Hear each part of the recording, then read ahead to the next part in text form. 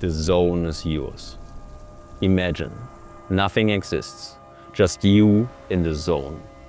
No noise, no doubt, no distance between thought and action, just flow. That moment, it's not luck. It's a glimpse of who you really are, when your brain, body and energy align. Most people wait for it. You are about to learn how to create it, on command.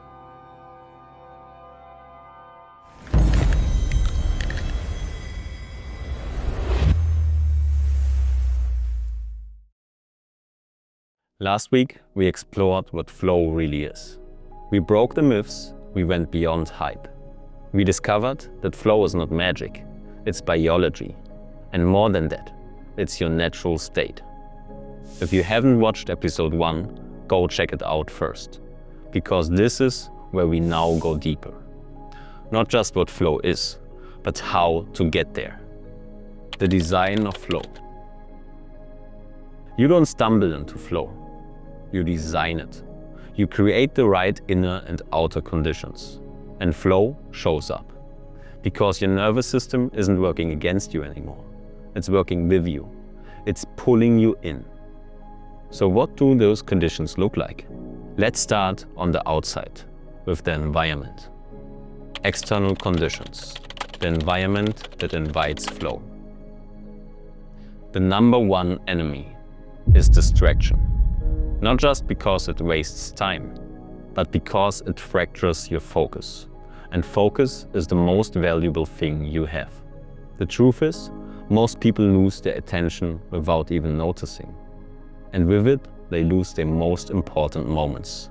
They miss the chances life is constantly offering. So if you want to access flow more often, you have to learn how to protect your focus.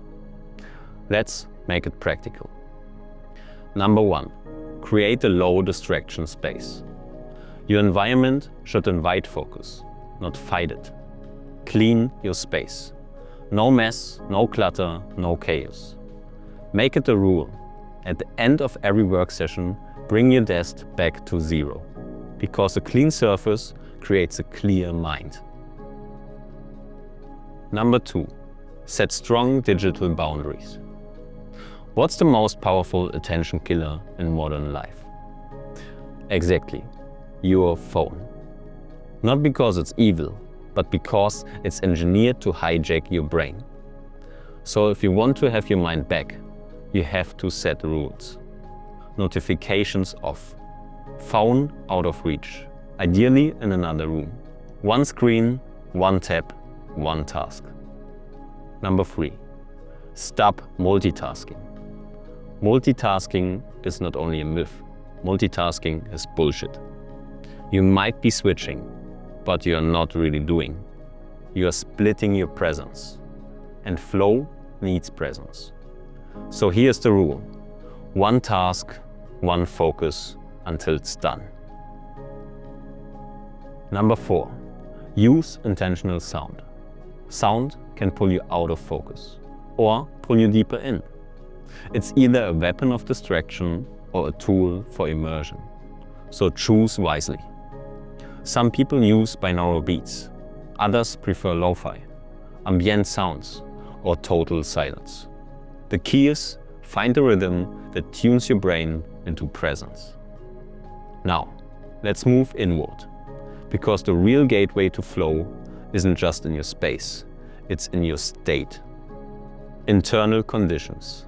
The state that invites flow. Even the perfect room won't help if your inner world is chaotic. So let's talk about the inner setup. Number 1, set a clear intention.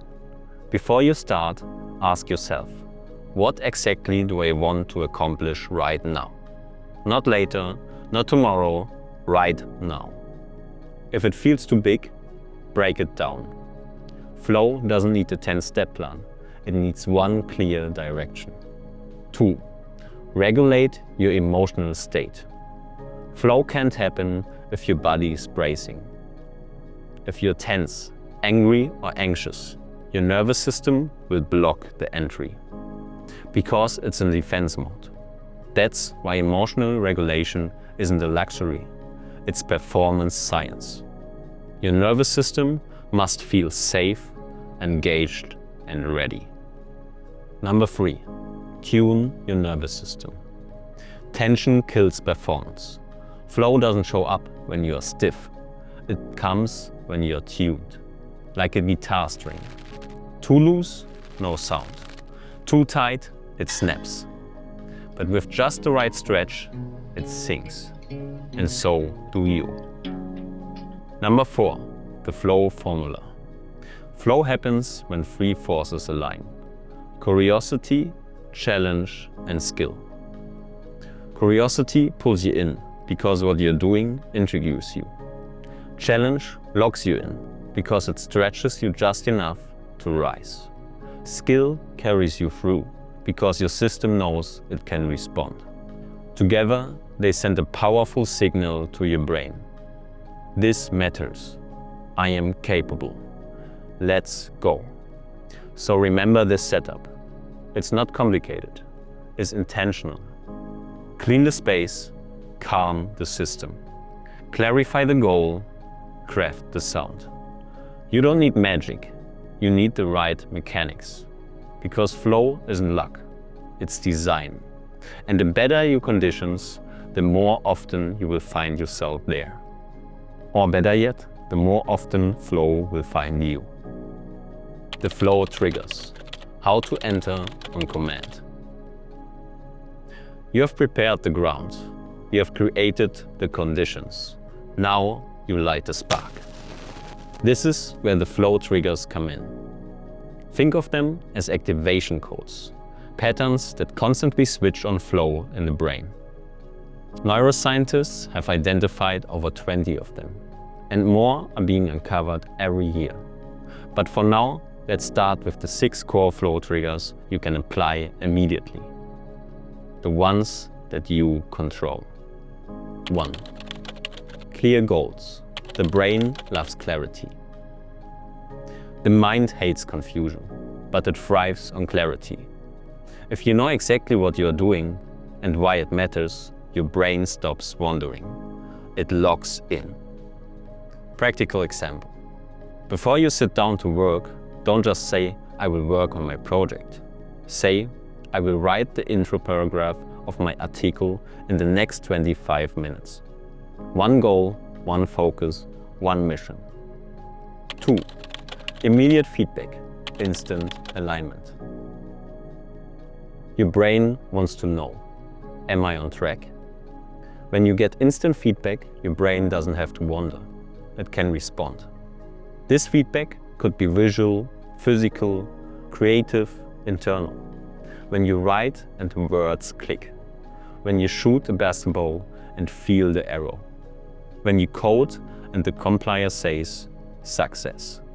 It's your system saying, yes, stay here, keep going. Try this. Pick a task where you can see real-time progress, like drawing, writing, building, editing, creating, where the feedback loop is tight. 3. Challenge skill ratio, the sweet spot. This is one of the most important. Flow happens just beyond comfort. If it's too easy, you will get bored. If it's too hard, you will freeze up.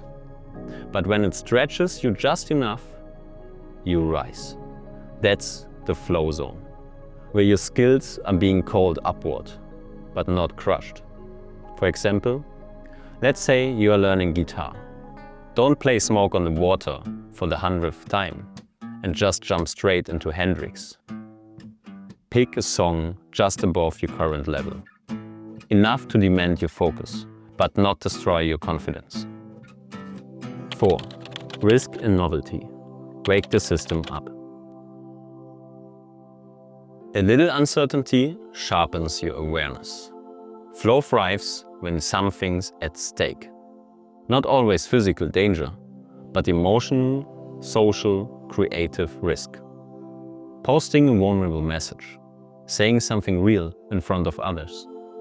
Trying something you have never done before. Your nervous system says, this matters. Be here. Pay attention. Try this. Next time you feel stuck, at 4% more risk. Don't overthink, just move. Just enough to activate the edge. Deep concentration. No switching allowed. You have heard it before. Multitasking is a flow killer. You can't enter the zone if your attention is being hijacked every 30 seconds. So create an environment where you can drop deep. That means one task, one goal, zero switching. Even small task switching destroys momentum. Try this. Use the 25-5 rule. 25 minutes on, phone off, no tabs, 5 minutes break. It's simple, but it trains your brain to stay in the zone. 6. Rich environment. Trigger the senses. Your surroundings speak to your nervous system. The space you are in can either fragment your focus or support your flow. What helps? A clean workspace. Objects of meaning. A photo, a quote, a candle. Natural light or intentional lighting. Background sound that pulls you deeper. Even scent can be a cue. Use essential oils, incenses, or nature. You don't need a fancy studio. You just need a ritualized space, a space that says, this is where I go deep. So let's tie it all together. Flow doesn't come from wishing. It comes from wiring. From creating a reality where flow feels the next obvious step. These 6 triggers, they are your bridge, your switch, your invitation into something deeper. Anchor practice, the flow start sequence. You don't wait for flow, you start it. Right before you begin deep work, drop into this quick 2-minute flow start sequence. Breathe. Take 3 deep conscious breaths, in through the nose, out through the mouth. Signal your nervous system, I am here. Say your goal out loud, one clear, specific outcome. No half-hearted intentions. Be direct, be sharp, speak it. Remove distractions, phone off, tabs closed, notifications, dead silent. Visual anchoring. Find one spot, one point in space. Stare at it, just for 60 to 90 seconds. Let your focus physically land. Begin with one small action. Don't overthink, just do something. One click, one sentence, the smallest step is the unlock. Don't wait to feel ready. Create the conditions. Enter the zone. The daily flow window. You don't need 8 hours of flow to change your life. In fact, research shows 60 to 90 minutes of true flow can outperform an entire distracted workday. Let this sink in. So here's what you do. Find your personal flow window. Ask yourself, when I am naturally sharp? Morning, midday, late night? Prime it with your sequence. Same space, same process, build ritual. Protect it like gold. This is your sacred time. No calls, no scrolling, no noise. This is how you make flow your default. Not random, not rare. Routine. Commitment. So here's your challenge. Not someday, today. Pick your daily flow window. Use the flow start sequence. Eliminate one major blocker. Your phone, multitasking, noise. You know what it is. And then let flow become your new baseline. Not as a peak, but as a pattern. Now that you know the triggers, the next step is to train them. In the next episode, we go deeper into the flow cycle itself. What happens before, during, and after a flow state. And how to ride the emotional wave without crashing after your peak. We will build your full ritual. pre-flow ignition and post-flow integration. You are not waiting for flow. You are creating it on your terms, with your breath, your mind, your design. Own your rhythm, own your focus. Own your mind, own your life. See you in the next one.